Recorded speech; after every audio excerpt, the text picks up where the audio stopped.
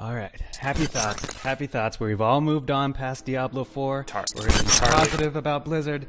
We're gonna be just happy. We're gonna be Tarly. What? They're canceling High Arrows. No. You're listening to the Blizzard Community Podcast, produced by geeks for geeks. Welcome to Geeks of Azeroth.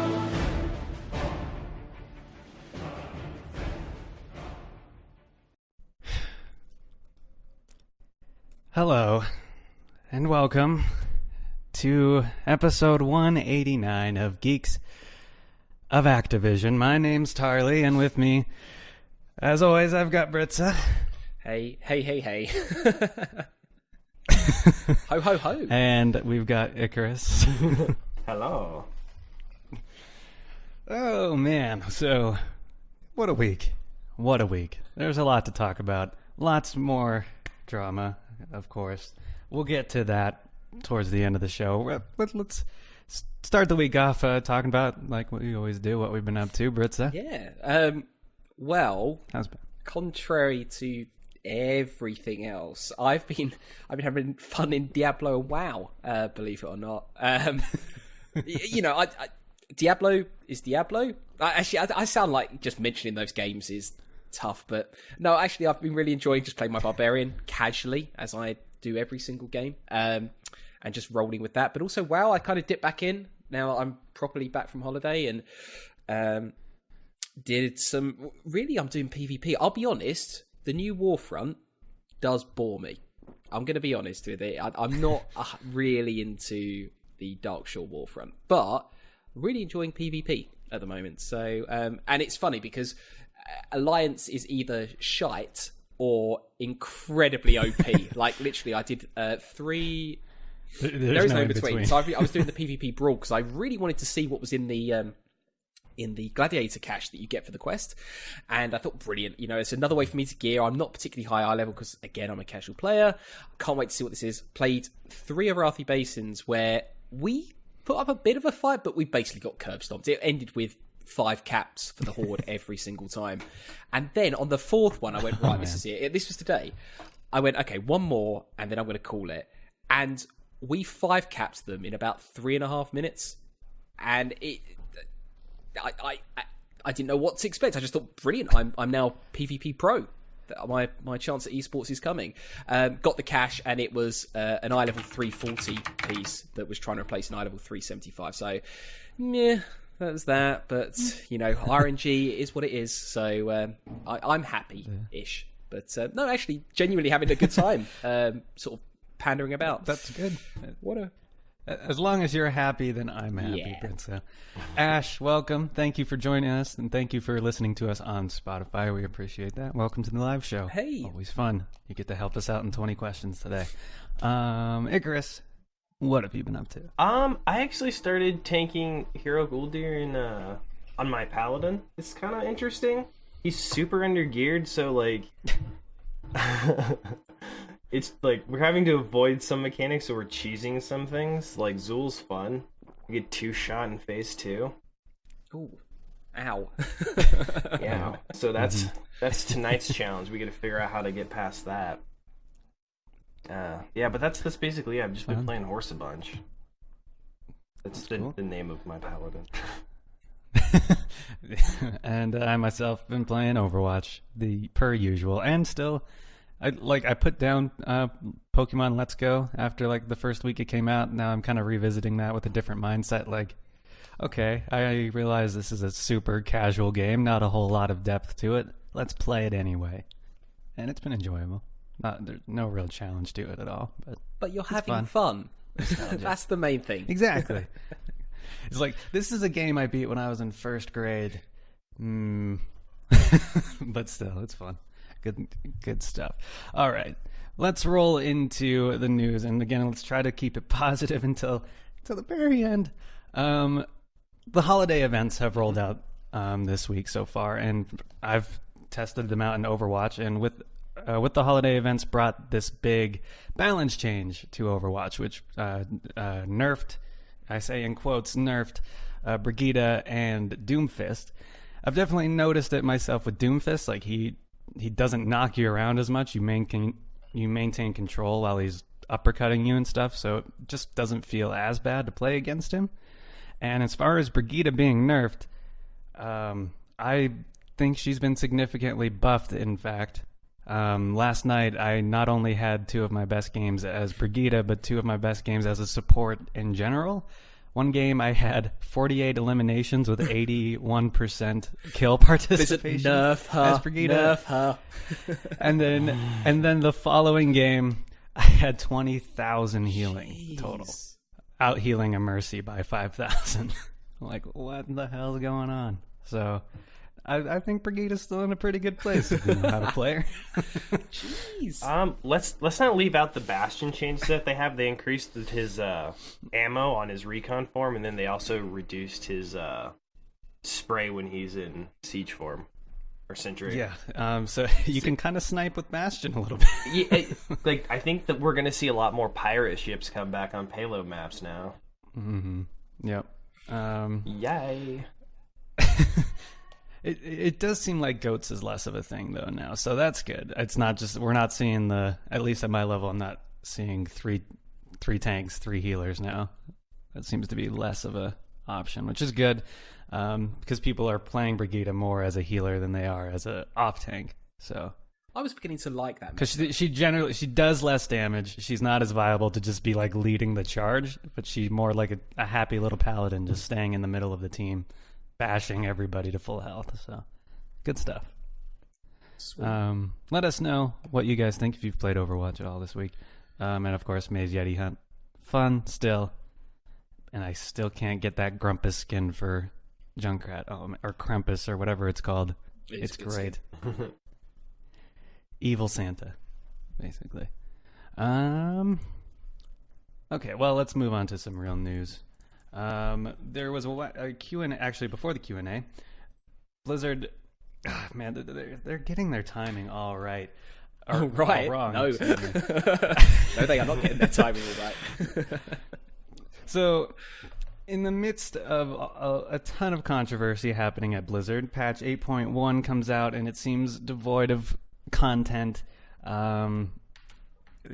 add some mounts, but they just seem to be recolors. Blizzard, in their infinite wisdom, decides, you know what the game really needs? A new store mount that looks better than any other mount in the game. So the blue Volpira mount thing has been released, and don't get me wrong, this mount looks fantastic.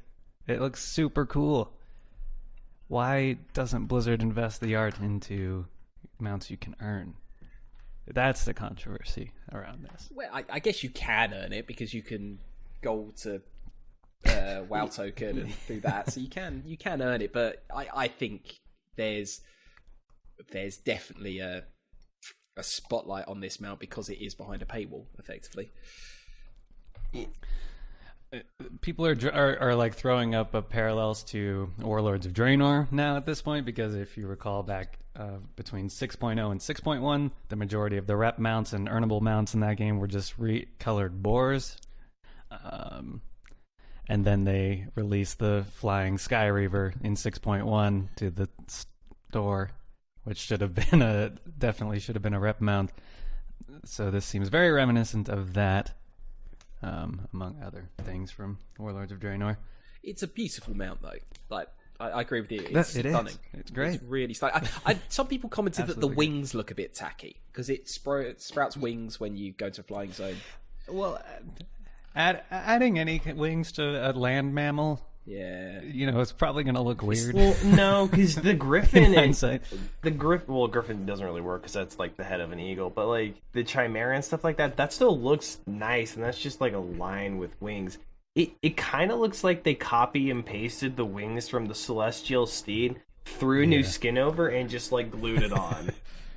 Yeah, like it's the celestial steed, and then they cut off the head to a Volpira, turned it blue, and stuck it on the mount. Yeah, It reminds me of the Hearth Steed. The Hearth Steed just is a horse which grows really weird with wings, and I don't like it. And this, I mean, the picture they show of it on the ground, it looks amazing, and then when it's flying, it looks like it. I don't know. Maybe I'm being critical. Yeah. I mean, it is hard to be overly critical. It's more just the timing of it and just releasing it to the store when everything else is going on. Didn't really make sense. But yes, it is very, very pretty. A very good looking mount. So what is it, $25? $25 US dollars? So if you got the cash, you can have a pretty mount. Or the gold. Tild probably already has it, I would imagine. No. Tild hasn't played in a while. When's flying coming in? Is that going to be next major patch? Probably 8.2. Because they did this last time. 8.2. They introduced a really coolish. What was the? Was it? What did you say? The Sky Reaver, or when they they introduced a flying mount when there's no flying. Right. Yeah. Yeah. Maybe, who knows? Maybe we'll get surprise class mounts version 2 in 8.2. So this week they did a Q&A, which was obviously penned into Ian's schedule before they realized how much controversy there would be surrounding the release of 8.1, but they had to do it anyway because it was scheduled. They had to get it done. So we had a Q&A which ended up being good news. There was a lot of good news for WoW players in there. There was, of course, a lot of dodging and a lot of answering questions with more questions that Ian likes to do. But I'm going to jump right to the end of the Q&A where they talked about a really big development because it's probably the most important thing that came out of this Q&A. So they are in 8.2. They are completely overhauling the Azerite gear system. This is clearly responding to pressure that people do not like the system. They're finally caving to what the community actually wants. They're not being stubborn for once. And here they go. Any gear that comes in 8.2 or after, any Azerite gear will automatically come with all the traits unlocked. Just completely unlocked. You don't have to spend your artifact knowledge or artifact, or what's it called? Power. Azerite power. Still AP. On upgrading the upgrading the traits. So that's nice. You don't have to. So if you have a piece of gear that's fully unlocked and you get one slightly higher item level, you don't have that. Oh man, now I have to just unlock all the same traits over again. That's no longer existing, and they're adding traits and abilities and just unlockable stuff to the Heart of Azeroth itself in 8.2 going forward. So they said reminiscent of the artifacts and how those unlocked. So we're getting basically a complete overhaul of BFA, one of BFA's biggest systems, coming in 8.2.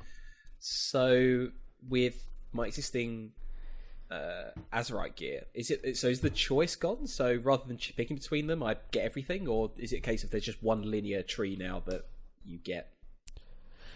No, yeah, you can still pick. You know, the whole system. The gear is going to look the same. You still have the wheels and pick your talents and whatnot.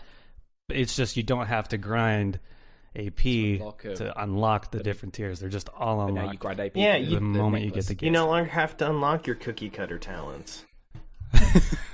Yeah, pretty much.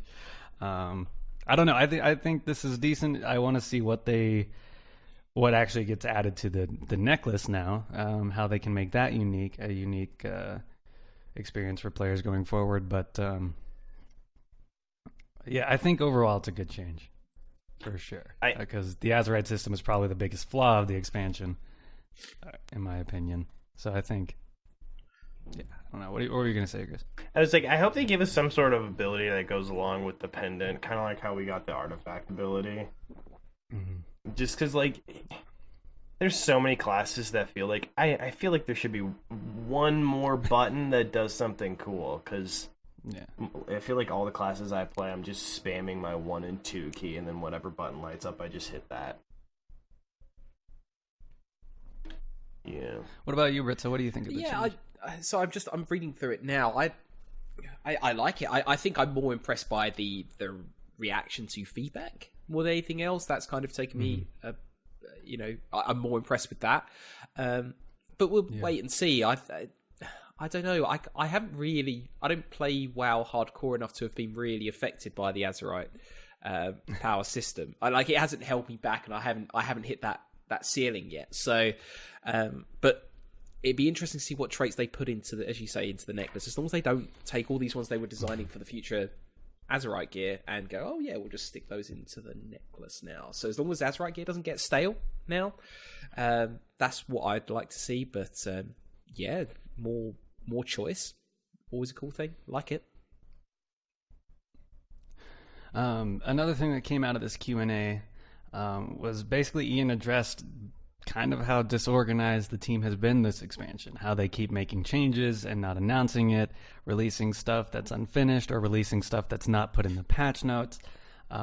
He basically flat out admitted that it's unacceptable, and that they're trying to work on how they address these changes going forward. But yeah, it was just interesting to see him admit that they've been kind of flawed this whole expansion. At least they acknowledge it. At least they're working on it. Like one thing that they just suddenly removed your ability to delete your Mythic Plus keys, which, deleting your Mythic Plus keys was only initially hotfixed at the beginning of the expansion because people were getting bugged from their previous Mythic Pluses from Legion. So they allowed you to delete your keys. They should have just taken that away the following week, but they just did it with this patch and didn't announce it. Because people were previously, like, this whole expansion so far, like, oh, I don't want this key, delete it, get a new one. Okay, well, to counter that, have you ever gotten a 10 temple? Like, that's basically a ruined key. Like, well, yeah, I haven't done a Mythic Plus over a 2, but... well, then I feel like you don't have enough information to accurately say, like, some of those dungeons become just absolute cancer the higher you get up, just from how the scaling works with some of the abilities. Like, people consistently get one shot in Temple for no good reason, and I don't know if it's the player problem or just over tuning. No, and I'm not disagreeing with you. That's why people are just suddenly like, why the hell did you make this change and not say anything about it? Like that's just an example of Blizzard's poor communication in their patch cycle, is that they just suddenly like, oh, you can't delete your keys anymore.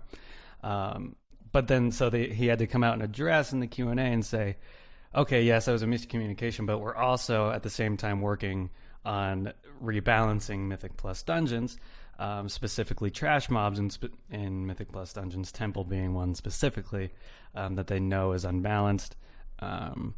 So they should have just said that ahead of time. Just an example of Blizzard's poor communication here. So yeah, it's good to know. Eventually they're going to rebalance the Mythic Plus, but they just keep doing all these things and then having to do damage control afterwards. And I think part of the problem is summed up in that cross-faction communication issue, is that they're catching the add-on creators off guard, and that I'd not say hate being to be an add-on creator, but it's a tough environment to have to put up with the pace of these changes and how sporadic they may seem. Yeah, I mean, so this is another interesting thing that they're doing. So there were add-ons that allowed cross-faction communication for RP reasons. And then when patch 8.1 came out, they just completely ruined those add-ons. Like, they just didn't work anymore. And to solve this, Blizzard is actually adding an elixir. Actually, I think it's in the game now already. When you drink this elixir, you can just straight up talk to the other faction. So that's really interesting, that Blizzard's willing to do that at this point. When can we start trading with the other faction? Booty Bay Auction House, is that still the thing? Yeah, good question. Fair. I forgot that was a thing. I think this is a big improvement, though, because why just tell your Alterac Valley team that they're shit? Have the other faction know that you're telling them they're shit at the same time. It's convey the disappointment to everybody. Exactly. Just let the Horde know that my Alliance teammates are awful players, and I think horrible things about them because of I'm sad. Tinfoil hat theory, though, that this is just the start, the beginning of the end of the two-faction system. Hashtag one faction. It's happening. All right, I have a theory here. Okay, so the potion allows you specifically to understand the other faction. So if you drink it, you can understand. No one else around you. So if you have it and then die, and then the other faction person just spams we all know it's coming, just the LOLs or something like that, that'll still come up in the other language's faction, or the other faction's language, because you died and the potion's effect fell off. No, it actually persists through death. Oh, it does it? Okay, well, never mind. Let the shit talking begin. Plus, you can always spot the lol because it just comes out as kek. So, I think it's you don't need to. That is the one word that doesn't need translating. It always just comes out as kek. Yeah. I wonder if there's an algorithm. Does it really? Yeah. Well, for me it does. I've never. But then I've always understood played that, Alliance, though. so I don't know what hordes see when Alliance type LOL. But listeners, double check that. Like type lol and see what. We need to. Let's find each I've other always in seen game, people Britza. type kek. I've always typed a kek to people and seen people type that, and I never I understood think where it's it lol. came from. Now I think it's know. lol. At least that's what I wonder if there's an algorithm. blown. There must be an algorithm for translating. So I bet there's an add-on. Well, this is the add-on, sorry, isn't it? So, yeah, I've just gone full circle and created the add-on. It's wonderful. I'm so smart. So another Q&A, another like talk of Warfronts has gone by where they have still once again not had mention of a third Warfront coming to the game. So that's interesting. I think that and they don't plan to speed up the cycle in which you get to play them. So we might not be getting that Baron's Warfront after all. We'll see. Who knows? Well, we don't know what the future of BFA is going to look like by then, so we could have a cooler place to fight. I'm not gonna lie, I haven't even touched the new Warfront just because I can't even get gear on horse. So like, why though? The mounts are there. That's it. The rune save. I got like 170 mounts, bro. I got enough to pick from. So yeah, this seemed kind of like an apology tour. The big takeaway is the massive overhaul to the Azerite system, which I'm sure we'll find out more about soon. TM. Was there anything else that you guys saw out of this Q&A that was worth mentioning? I think that's it. I think the only thing I really hoped that they would change was actually raising the item level on the gear you got from the Warfront. Not like a lot, just like maybe 5 or 10. So it's still worth doing once or twice. But Well, there's going to be the heroic ones. Those ones will have higher gear. So I do. Yay, make it harder. yeah, that's what we need. I was just reading through the notes. Maybe this is the segue, but one of the things that stands out in the class design thing is this sentence: the team is trying to balance short-term excitement with long-term sustainability. Not the same context, that was another but thing. still, Painfully absent from both patch 8.1 and the Q&A was a real discussion about why have they not fixed Shadow Priests and Shamans yet. People are still very upset about this. I don't mean to go super negative here, but look at that very last bullet on the class design. It's hard to keep every spec unique. Anybody else remember BC, where everything was different? Granted, yeah, there are 3 new classes since BC, but still... And all those classes are unique to themselves. Mm-hmm. Yeah. So why did they make all of the old classes so uniformed? Yeah, we can all agree it's been very homogenized. Well, the WoW team has a few new members coming their way, so maybe class design... Well, we don't know if they're getting God, they might not be getting the devs, to be honest. It might be someone else. But... yeah. Well, actually, I've seen on Twitter some people have already confirmed they've moved to the WoW team from the Heroes of the Storm team. Yeah, here we go. We're segueing right into this topic. So, we really, like we said a couple episodes ago, we wanted to avoid negative stories. We wanted to remain positive about the Blizzard community, but Activision Blizzard, just keeps holding a gun, pointing it at their foot, and for some reason they keep pulling the trigger. We're almost out of toes. No kidding. So J. Allen Brack and I can't even remember who the other guy was. The chief ops officer. Released a public. I can't remember his name. Yep. Released a public statement several days ago now, stating that HGC and Heroes of the Dorm have been canceled for 2019, and they are reallocating their sources. their resources off of the Heroes of the Storm team, moving developers to other projects. In this statement that they released, where lots of people lost their jobs because of an announcement, they didn't even really focus mainly on HOTS. They just said how excited they were about other projects that they're working on, and that they have really passionate developers. So this has left all the HGC casters, all the HGC players who were signed on, they were ready to go, they had quit their jobs, they had moved to LA, they had done a lot of stuff. They found out the exact same way that we did through this announcement that HGC and Heroes of the Dorm has been canceled. They weren't told ahead of time. They found out the same time we did. Yeah, that's oof. I didn't know that last bit where like the casters and the professional players didn't know until then. Like that's super terrible. Yeah.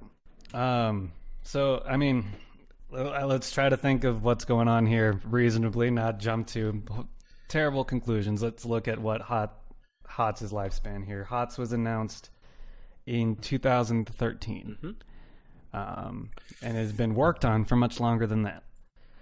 And we cannot doubt that Blizzard has put a lot of effort into that game over the last 5 years. They have tried. Heroes of the Storm has not been profitable to the shareholders of Activision Blizzard. They have decided to cut their losses and spend their resources elsewhere.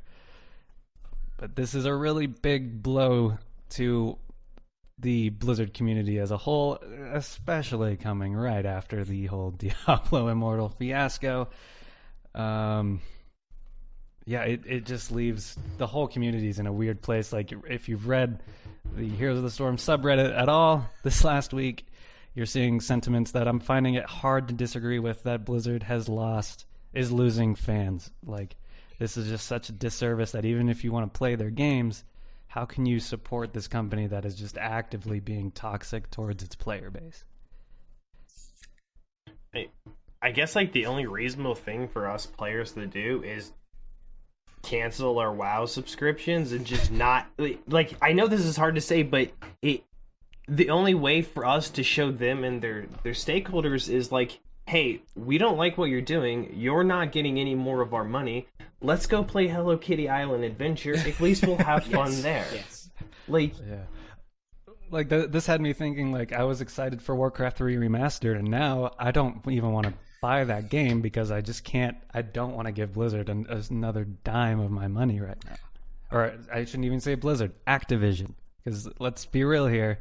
This is Activision making the calls now, not Blizzard. Yeah. This is no longer the Blizzard Entertainment that we loved before. I think they're integrated now. It's funny enough, one of the things that I've picked up in the community is that we tend to, and I'm not trying to criticize anything that you guys have said or what the community says, but we tend to we have this mythical standard of Blizzard. When everything's transparent, like what Ian Hazakosis did this week, or it's all fun and creative and lovely, we say, oh, it's Blizzard being Blizzard. But when it's shit, we say it's Activision calling the shots. And I wonder, I don't know if the Blizzard people love and adore is there really, because the merger happened 10 years ago, something like that. I don't think. Yeah, well, and people forget that Blizzard was owned by Vivendi before that, and then Activision bought Vivendi, and then it became a merger after that. And I'd add that I've read the Jason Schreier story on the Diablo 4 behind the scenes and what's been happening with Immortal, and the thing that stands out in my mind is that all his sources have obviously anonymous, but they've all said that the devs working on these mobile games that we're so critical of for various reasons, they're working on them because they love them. Like the the Warcraft Go thing is being designed by a team that plays Pokemon Go on site every single day. So the Blizzard devs are the ones who are making the things we supposedly hate. So I do. My only point is, I think Activision and the idea of Activision and Blizzard being set that was never there. I don't think that divide. Well, and it's all happening. All of this is happening at a time where the AAA game market is being looked at with a lot of scrutiny. Like with the fiasco that happened last year with EA and Star Wars Battlefront 2, We see Bethesda with Fallout 76, like these big AAA companies making really scummy decisions. And so when Blizzard makes these decisions, we throw them into the pile. You're just as bad as the rest of them. So to look at this from a positive perspective, I mean, we have no idea really what Blizzard's working on. Like, I think a lot of people have forgotten that there were job posts well over 2 years ago for a new first-person game that's in the works at Blizzard that we don't know about. People have stopped talking about that. There's still a first-person shooter game being worked on at Blizzard that's not Overwatch. There is Diablo 4. We know that's coming. Yes, there's mobile titles, but they're reallocating. They've said they have more projects in the pipeline now than they've ever had. So we can take that for however we want to, but if you want to look at it from a positive, this could be a really good thing. Because really, when out of everything Blizzard's done, and they haven't released anything new technically in a long time, but aside from BFA, let's not look at BFA. When has Blizzard really released a product that wasn't, really good, that you're really disappointed with? I mean, I'm not looking at World of Warcraft here, but I'm looking at all their other games. Yep. I mean, Overwatch was a huge success. Hearthstone, a huge success. All the StarCraft expansions, Diablo 3. Diablo 3 on launch was a big hot dumpster fire. but they fixed it. Yeah, I agree. Yeah, so, I mean, it's really easy to be hard on Blizzard, but at the same time, they haven't really, I mean, with the announcements, they've disappointed us, but with the actual games, have they disappointed us? Again, with BFA, that's a whole and they're still working on it. They're still listening, but I feel like part of the problem is that every time one of these terrible things keeps happening, Blizzard's go-to is like, guys, don't worry, there's cool things coming in the works. Yeah. But they never elaborate or give us anything. I feel like a half a second trailer of someone just saying a word or like a picture or just literally just a drop of water in this drought of content would be perfectly acceptable. But I'm tired of hearing just keep waiting and giving us money. You'll get something eventually, because it seems like almost a scam at this point. I'm just like, guys, anything. Stop canceling shit I want to play and just but it's like, show me something. It's like there could have been a Diablo Dark Souls, man. Like, it does feel a bit like a Nigerian prince scam, doesn't it? If you just send me another $500, we'll unlock this game you definitely want. Yeah. Well, one post I saw on Reddit was actually a positive way to look at this for the HOTS community. So it's getting downsized, but not completely abandoned. Remember, Diablo 3 has still been supported by a small team, and people have enjoyed seasons. People who play Diablo 3 have enjoyed what they've done to the game. StarCraft 2 is run by a very small team, but since Legacy of the Void came out, people love the content they release. They've released new skins, they've released new co-op commanders, they keep making the game, and there's still a healthy community. Now people say that they've completely dropped the eSports scene, and they've got a smaller team working on the game as a whole. The Heroes of the Storm may actually get more fun overall. They're not even going to be focused on it because they design balance based on what it should be for HGC and what it should be for the pro scene. Now that there's no pro scene, they can completely change how they balance the game and how they release content for the game. So I think that's a potential way to look at it. So I think a good way of looking at this, with a smaller team and like Activision not breathing down their throats as much, I guess Blizzard too, I don't want to just anyways, so I feel like this could give the creators an opportunity to allow like the community to chime in on some of these things, instead of just like, here, you get this hero, but we only get 2 heroes a year now. Maybe they could like leave it up to the community or something like that, just like, hey, we want this guy, would that be cool? And they're like, give us 3 weeks, we'll get back to you on a kit. And then like it just goes from there. Like it opens up the way of communication a little more, since it's not just like this massive team that is getting orders thrown at them. Are you guys surprised by the fact that Heroes is in the state that it is? No, I mean no, I mean it never really took off. It kind of came out and just it came out too late. I think if they would have released it even a year sooner than they did, it could have done a lot better, but it just came out in an already crowded market. I mean, and I don't doubt it was my favorite of the MOBA genre, but I personally never got into it because I'm not a fan of MOBAs anymore. But people who played it loved it. It just came out in a crowded market and it never took off, and investors never saw it as a success, unfortunately. So I'm not really surprised.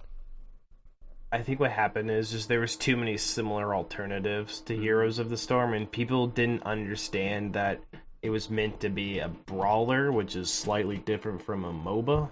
Like, if you say you're a top laner in Heroes of the Storm, I can guarantee you're going to be made fun of for the rest of the duration of that match. Like, it's supposed to be 5 people versus 5 people, excluding having like an Abathur or Murky on your team. Like, it's meant to be a team fight thing. Whereas League of Legends, you can just be like, fuck my team, I'm going to go ham and just destroy everything. And you can do that because you can get fed and just be overpowered by like minute 5. You can't do that in Heroes. Yeah, Heroes had, like, my favorite thing about Heroes was the shared experience and stuff. Like, last hitting wasn't a thing and all that. I love that about Heroes of the Storm. You leveled up with your team. That was a great aspect of that game. And I think it's worth pointing out that as a side note, I think Fringe Average from the Gangbush squad did a 16-minute episode recently, I think it was on Friday, that sums it up perfectly. So I'd recommend people check that out. He talks about his experience with marketing and how, as a business, Blizzard has to weigh up the cost of putting on events like HGC, which doesn't make them money. It costs millions to put that on, and it's effectively an advert. It's not anything else other than an advert for the game. But versus holding that up against the diminishing player base, which is affecting all MOBAs. League is decreasing, Dota's decreasing. The games that were there very much first, because of the rise of Fortnite and those other sort of battleground games. But I think, in a sense, we can criticize the delivery and the lack of transparency and the absolute dickishness with which that announcement was given out. Right. But I don't think anyone can sit there and say this is the wrong decision. I think, not saying the community shouldn't have something, but I think it's unfair to say to Blizzard, you know what, you should put on this event that doesn't make you any money because it makes us feel great. I can see why they did that. But that being said, the community's already moving, and I think Heroes Health and a couple of others are already talking about community events. So something will fill the gap. Yeah. Something will fill the gap. And exactly. And I think people have also been a little too unfair, or treating J. Allen Brack a little too unfairly here. Like, yes, obviously, again, the way they announced it was horrible. It was just completely like brain dead. What are you doing, Blizzard? You're already in a bad spot here. But people are like, J. Allen Brack is bringing the end to Blizzard Entertainment, all these horrible decisions and blah, blah, blah, blah, blah. Like, you realize, like, all these decisions have been set in motion for quite a while, and Mike Morhaime only just left like 2 months ago. So maybe we could see some good stuff happen under J. Allen Brack. Maybe all the bad decisions were Mike Morhaime. Who knows? Let's not throw the blame on one guy. When we haven't really seen much come out from him other than a really terrible announcement. And go on, Chris. Sorry. I was like, I feel like the only thing that we can do at this point in time is just like, if you don't like what they're doing, just stop giving them money. That's the only way you can convey to them that you're disappointed with their services. And if you still do enjoy it, just pay for what you enjoy. Don't leave your WoW account active just for shits and giggles. Like, don't keep a boost up in Heroes all the time just cause. Like, use it if you're gonna use it, but don't just throw fucking money at them like we have been for shits and giggles. Like Icarus and I have done for years. Yeah, like if you look at how many times I've faction changed my shaman alone, like that's at least 2 years of sub right there. Yeah, but so yeah, I think the issue there is you're playing a game of chicken that Blizzard can afford to. Well, no, you're playing a game of chicken that we can't afford to lose, but Blizzard can afford to not. I don't know how to say it. I don't know. If we lay on the pressure enough, I think we're doing a good job. The community has not been quiet. Like, just for example, how the WoW team is responding now. Finally, like if we just keep keep on saying that we're not happy with this. We will go to other developers. We will play other games if you keep doing this. They'll have to respond. All I would say is, I think a lot of people have said that Heroes is now client feels on life support. I think it's a bit extreme of a metaphor, but it settles. But Blizzard might have put it on life support, but the players will be the ones that will kill it if they don't engage with it, play it. Because I think a strong positive is that the game hasn't changed. The game is still great, but if you pull your money, I totally see what you're getting at, Chris, and I do think you have to vote with your wallet. But I worry that Blizzard would say, well, now the players have quit. They've pulled the life support on Heroes. Well, the thing is I still have a boost. I have a boost for another 200 plus days because I know I'm still going to be playing up. A lot of people. Yeah, I'm going to be playing up till next BlizzCon. Like someone said earlier in chat, like this next BlizzCon is going to be the make or break. So like, I'll give them the benefit of the doubt till then. But like, they don't have my WoW sub anymore. I'm only there like when I'm needed. Like they don't. Yeah. I canceled that shit a while ago. What was I gonna say? Yeah, I'm proud of us. We've managed to find the positives though in a really, really negative week for Blizzard. I mean, there is a light potentially at the end of the tunnel, but that could just be a train. We don't know. Can I just add one thing as well? I think yeah. The fact HGC's gone and Heroes of the Dawn, again, totally sucks, especially for the casters and the players who made decisions, career decisions, life decisions based on that. Completely unfair how they were treated. But I think what this gives us a chance to do is to reshape the game and when Brack talks about long-term sustainability, I think create an esport that is actually worthy of the player base. I'm not saying HGC wasn't, but I'm saying you can create something that really excites people and has the potential for growth at the same time. So hopefully this is a chance to take stock, come back fresh, and create something, you know, whether it's Heroes 3.0 or something better, I don't know, but I think it's a good opportunity here rather than Heroes Battle Royale. If it was fun, I know a lot of people would hate it, and I know there can't be any doubt that Blizzard's working on a BR at this point, right? I mean, they've got to be doing it, and they'll do the exact same Heroes thing. They'll release it, and it'll be just way too late, and nobody will play it. I thought Blizzard had like a battleground in WoW that was supposed to be kind of like a battle royale or something like that in the works. There's the one where you drop out of the ship and you just go to the nodes. That was kind of BR-ish, not really. I don't know. They should totally jump on tower defense games. Take another Warcraft 3 mod, tower defense games, team-based, do that. That would be fun. And before we get to 20 questions, I have one last tinfoil hat theory based on what you guys were talking about in chat. Ooh. I am going to guess that there is no BlizzCon in 2019. And they come back in 2020 with a rebranding Acticon. I agree with the Acticon. I agree. Actually, I was going to say I don't actually agree. That part was a joke, but I would not be surprised at all if there is no BlizzCon 2019. I honestly think that would be the worst decision they could possibly do because communication is a main issue for them, and BlizzCon is like the main pinnacle of the year for them to relay information to us. And if they go, guys, we're not doing BlizzCon here, that just lets all their consumers know that, hey, we're not ready to talk to y'all yet. It would kind of be par for the course of how they've been doing things, though. But BlizzCon is always their way to get round E3.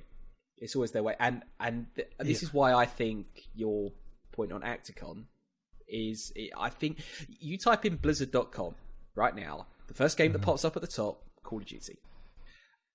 I know I'm sounding a bit hypocritical, but the Activision side of that company wants to share some of the platforming. And I think that's not just Battle.net, I think that's conferencing. And I totally see them getting a spot this year.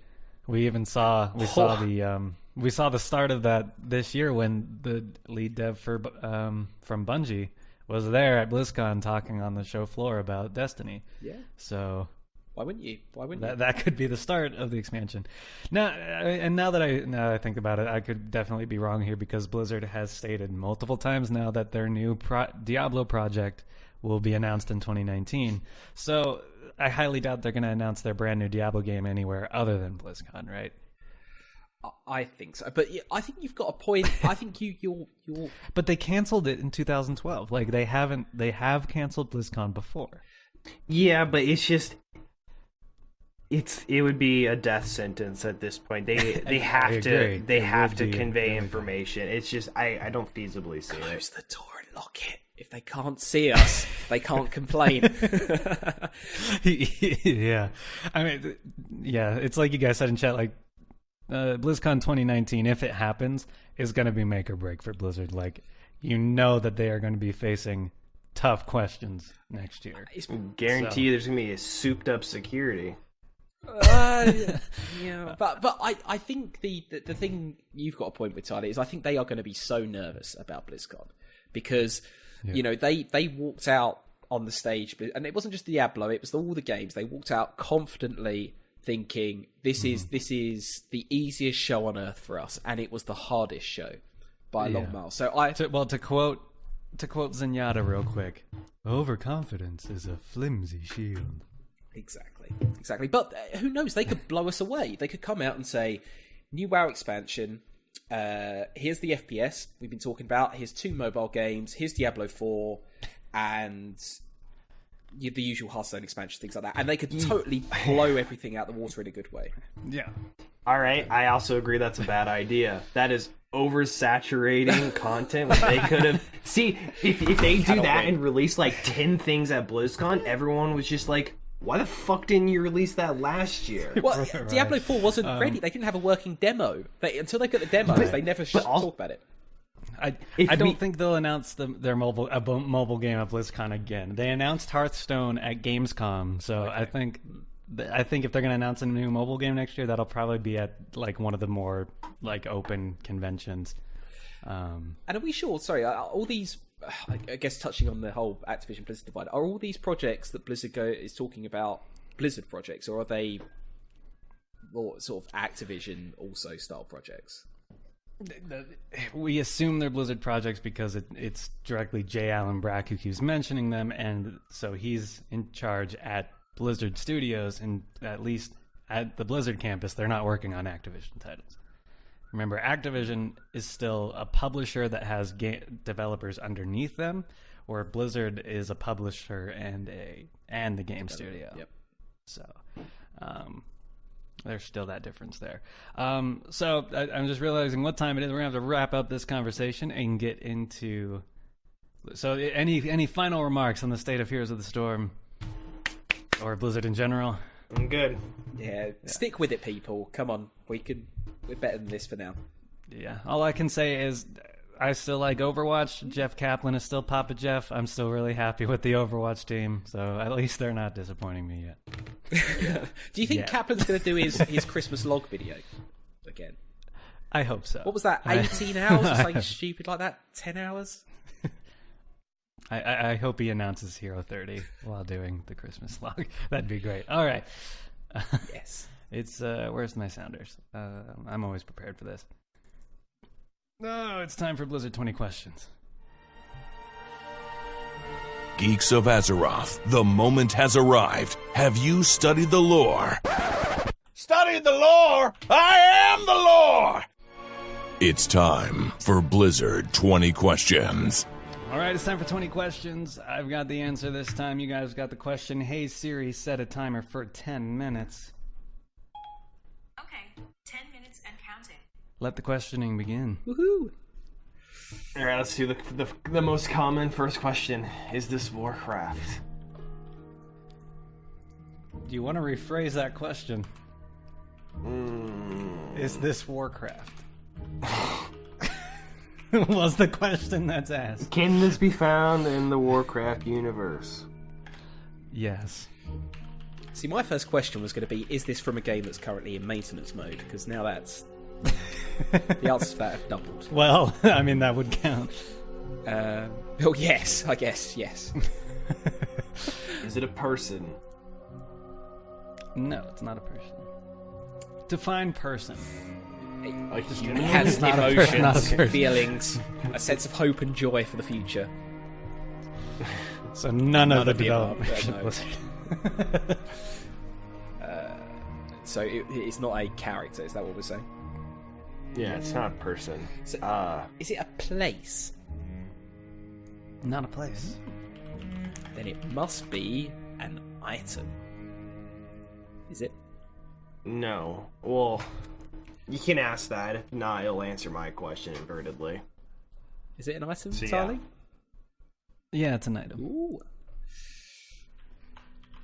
Good thing WoW doesn't have many items. This one's going to be a cinch. Is this a weapon? Yes. Oh, okay. 4 for 4, I like this. Right, is it 5? Where are we up to? What question are we on? Yeah, Six. question Yeah, 6. fair enough.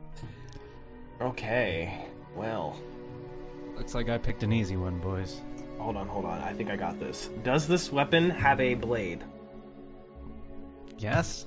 Oh, I guess you Hey, take it out could have been a- maces and mauls. Maces, staffs, wands. Is this weapon unique to a particular class?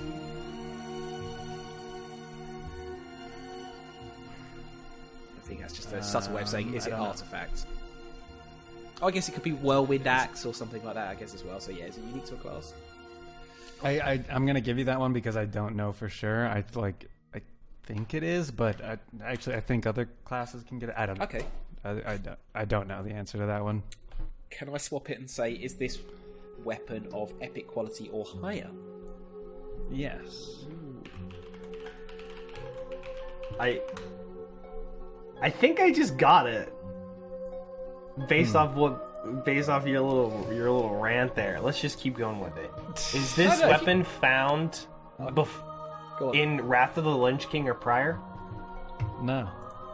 Okay. Okay. Were you going to say something like Shadow Maul or something like that? Yeah, that's exactly what I was gonna say. I was just like, We've done Shadowmourne before. Is this? So- I'm going to re-ask. Well, Icarus, should I ask whether it's legendary or higher? What's higher than legendary? Or legendary or higher? Yeah. Well, though there are. Isn't there like supposed to be a red item or something like that? Well, I guess Those you are could consider GM artifacts. Yeah, there's You could consider GM. Yeah, but artifacts. that's like sort of 1,000 truths. That's serious power there. That's GM items. So Yeah, because I have the whole list of GM items. I wish they put, there's like 20 of them or something. they need to put sort of 1,000 truths in the game if it's not already in the game. Just a side note. Okay. Well, I mean, if we ask if it's legendary or not, that'll break it up if we have to guess a fucking dungeon weapon. How many legendaries were there in BC and Vanilla? There's obviously Thunder Fury. Well, it's a weapon, so it's either like the axe and mop or like Oh, Rathel Prior. Sorry, went the wrong way. Oh, yeah, could be a lot of things then. yeah. Yeah, let's just. I'm gonna take a punt. Charlie. Is it you, sir, in the middle? Is it of legendary quality or higher? Yes. Or higher? Yes. It could be a GM item. So did we say that artifacts are technically legendary or higher or not? Was that clarified? No. Question number 10. Charlie, does- do you consider artifact weapons legendary? Because I do consider artifacts to be higher than legendary. Yes. okay. Yeah, but it can't be the artifacts because that'd be unique to a class, wouldn't it? So it can't. You might be able to transmog them No, you can't transmog outside your class. The only unique legendary that's technically a weapon would be a fishing pole. But that's not a weapon. You can hit things with it, though, can't you? You can hit things with your fist, but is your fist a weapon? Yeah. If Oh, you yeah, know yeah. what it is. I'm with though. you. Yes. I mean, in the mechanics of the game, you can kill stuff with it, so I class it as a weapon-ish. But yeah, you're right. Oh, that's just, we're getting down to logistics here. And it does have a blade, because technically Or, the hook is. Anyways, that aside. Alright, I think we need to narrow this down. How much a time we little got more. left, We need Charlie? Got 4 minutes. 4 minutes. Okay. Narrow it down to what? Alright, it's is this mop or later? No. So it's Wrath. Ooh, Wrath weapon. No, it can't be Wrath or prior. So it's what's after Wrath, but before mop. What? Dun dun dun! There you go. Jesus. And Ruby now Sanctum. I'm pretty sure you guys are gonna get it. That was 10. Hang on a sec. If you don't get this in the next 2 questions, I'll just be. Now, hang on. We seriously saying Alright. it wasn't in Wrath or before, but it wasn't in Mop or It's after? Cataclysm. Oh, of right? course it is. Yes. Britza forgets about Cataclysm. Oh, there's just so many great expansions. I can't remember them all. What could it be? Yeah, that's a great fucking question. Does this weapon drop from an instance boss?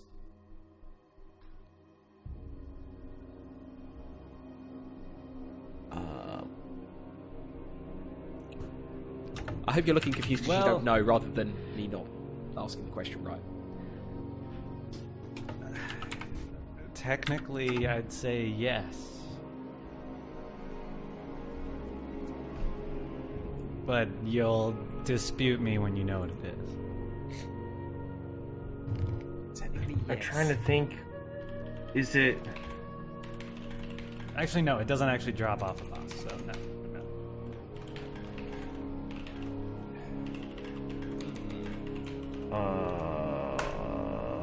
The only thing that's coming to mind is Dragon's Wrath, and that's a staff.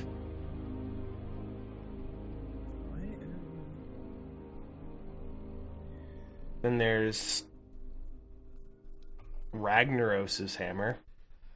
Yeah, that drops off a boss, though, doesn't it? That would drop off. Yes, Ragnaros, that does.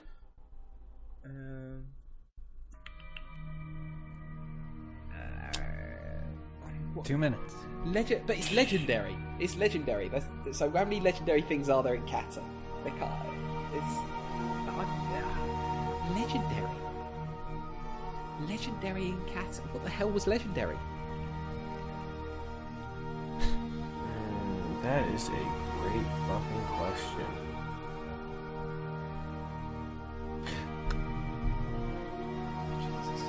Does this weapon have more than one weapon in it? Wait, no, that's a stupid way of phrasing that. Is this... Okay. Weapon transform. No, dude, Britta, I can't believe we completely... Is this the Fangs of the Father? Yes, What? it's the Fangs of the Father. What? You should have looked at Twitch chat 5 minutes ago. Yeah, sorry. that's actually what I looked at, and I was just like... Leonard figured it out way ahead of time. Good job. Oh, Twitch chat, sorry, this is the Selena. Fangs of I the Father. completely fucking forgot to look at Twitch chat.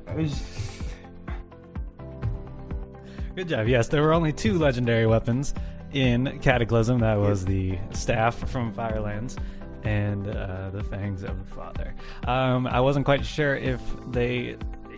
I know they were Rogue exclusive, or I think they were, but I don't know if other classes... Yeah, can they're use them. Rogue exclusives. Okay. They I wasn't gave sure on that. That's why I gave you that one. Yeah. I never played Rogue, so I never got that one. That's a good one. Yeah. Fairly easy one this week. The quest you had to do to get it is you had to actually sneak through Gilneas, and it was really hard. You had to distract grappling hook and stuff like that. All right, well, that about does it for this week's episode of Geeks of Azeroth. Thank you all for watching and listening. You can find us on iTunes, Stitcher, Spotify, and right here on twitch.tv/Geeks of Azeroth every Sunday at 9 o'clock Pacific time. You can find us on Twitter at Geeks of Azeroth. You can find me at Epic Geeks. Tarly Britza, where can we find you? You can find me at Britzer_EG. And Icarus. You can find me here next week. Yeah. Geeks of Azeroth. And of course, you can send us your questions, fan mail, hate mail, or your 20 question suggestions. Send all that to geeksofazerotheg@gmail.com. We'll see you guys next time. Have a great week. Bye-bye. Bye. Au revoir. See, I spoke French there, and because I'm English and I spoke French, I feel a sudden sense of guilt.